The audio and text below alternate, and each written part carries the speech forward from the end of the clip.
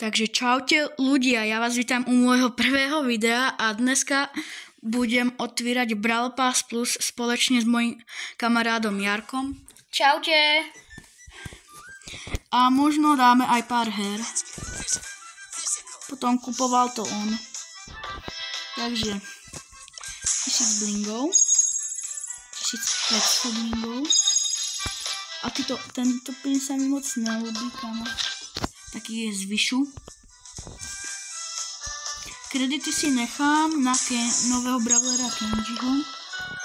Lebo mou sa mi podľa mňa neoplatí. Toto budem používať, hoši. Ne, ja som to vybral! Ľudia, to ste nevideli. A proste otvíram Brawl Pass, kámo. Ja som jak otrhnutý z reťaze.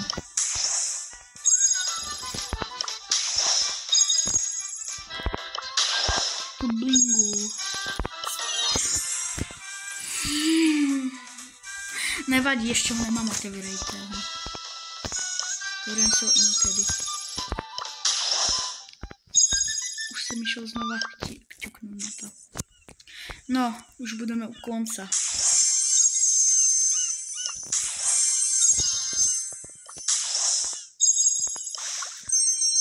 No, Jarko, zahrajme si aj nejaké hry?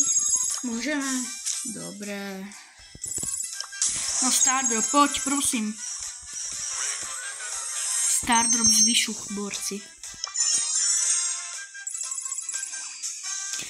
Nehejte mňa plus. Ja na to furt zapomínam. Ja si pôjdem upgradeniť 1000 kreditu, ale ne, co ste si mysleli? Ja si pôjdem upgradenúť kita, borci. Ja potom môžete čekať ode mňa push kita 25 rán. Už to mám naplánované. Čiže tak, no. Poď legendary nakonec.